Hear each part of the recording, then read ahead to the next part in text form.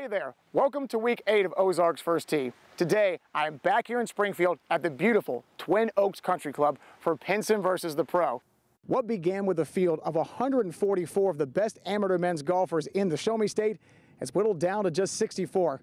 Now, Todd, a lot of golfers don't realize it, but they go fishing when they actually play golf because they can't stop casting the club. Can you please help us fix this problem?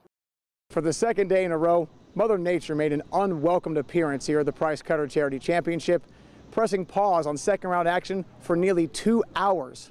And that's why I'm here at Fremont Hills Country Club, joined by my great and worthy opponent, assistant pro Matt Meyer. So Matt, A, thank you for having us out here, and B, did you bring your A game? 25 years ago this Father's Day, Springfield's native son made his lasting mark on the golf world.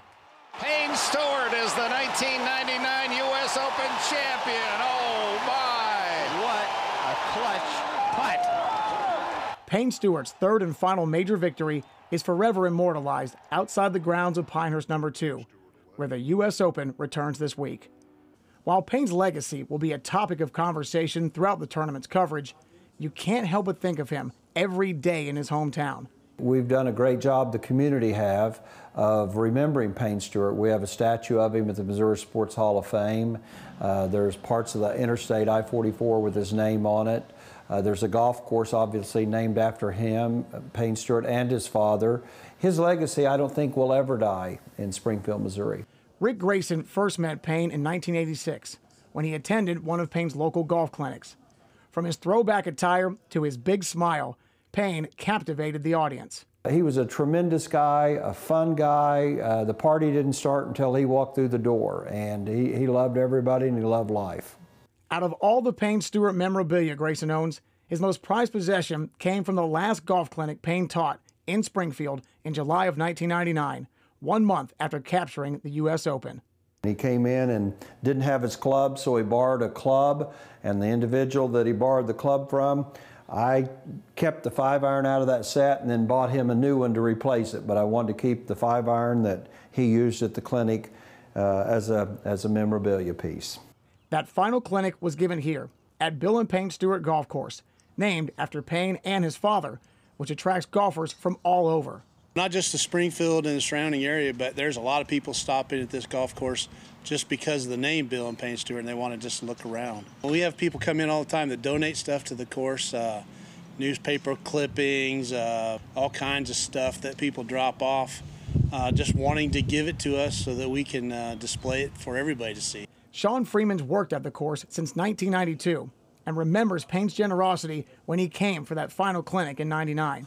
Payne had come, got the U.S. trophy out of his truck, brought it into the pro shop and just sat it down there. And everybody could touch it, everybody could look at it. He went out and did the show. He's supposed to be here 45 minutes. I think he was here about 3.5 hours. Signed every autograph. He was the last person that night between us golf staff to leave. So it was pretty cool. Payne died in a plane crash 4 months later at the age of 42. And even though it's been 25 years since his final major triumph and passing, he's never far from the hearts of his hometown. I'm going to be proud that I knew Payne Stewart, a U.S. Open champion, and his family, and I'm from Springfield, Missouri, that helped grow a person like that to become such a great individual. Reporting in Springfield, Chris Pinson, Color 10 Sports. Well, this week is a very special week here in the Ozarks. It is officially time for the Price Cutters Charity Championship. It's been around just as long as the Nike Tour nationwide, and of course, now the Corn Ferry Tour, 33 years in existence, and I am so glad and honored to be joined by my friend, PGA star, and of course, Champions Tour player, Chris Dimarco. What's up, brother?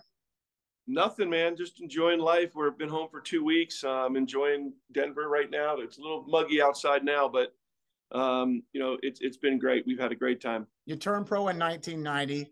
You get your card in 93, but then in 97, you got to make your first start back on the Nike Tour. And it happened to be at the Ozarks Open, now known as the Price Cutters Charity Championship.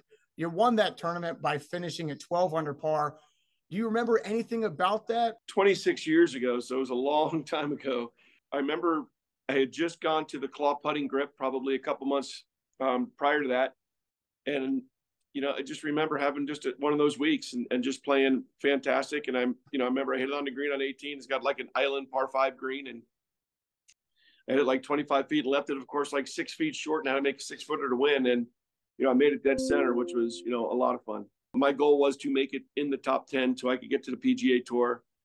And that win, you know, obviously at Highland Springs, you know, kind of propelled me into the top 5, which ultimately secured me my card. So it was very, very gratifying to walk out of there with a win and, you know, basically achieve my goal for the year, which is to get back on the PGA Tour. Thank you so much for taking time out of your schedule, talking to me, and just being able to catch up, because it's always fun to chat with you. You got it, my friend. Anytime. Thanks for having me. If you grew up playing competitive golf in the Show Me State, then you probably idolized quite a few legends like Tom Watson, Hale Irwin, and of course the late Payne Stewart. After finishing the 3rd round in a 3-way tie for the lead at the Price Cutter Charity Championship, Chandler Phillips said this about Sunday's opportunity: "If you win, well, it must be your week. If you don't, better luck next time." 9 months and 39 events later, the 2024 PGA Tour season is complete. Scotty Scheffler won 7 times during the calendar campaign, but his final victory Sunday was by far his richest. And the final round of the PGA Championship brought every bit of the last hole drama you could want at the year's second major. But we start at the beginning. Xander Schauffele had a share of the 54-hole lead, then made a birdie on the first to take the outright lead. Ahead of the 6th, 2020 U.S. Open champ Bryson DeChambeau, well, this is why the Texas wedge never goes out of style. He was 1 back after that at -14. Here on 7, Schauffele getting this birdie to just curl in the lip. He made a bogey-free 31 at the turn. But the mad scientist unrelenting. On 16, 2 back of the lead, sticks a perfect approach to make birdie, and ultimately he finishes the tournament at 20 under par. This means Xander Schauffele has to make birdie on the 72nd hole to win the PGA Championship. That'll do it. Schauffele lifts the Wanamaker Trophy to collect his first major title.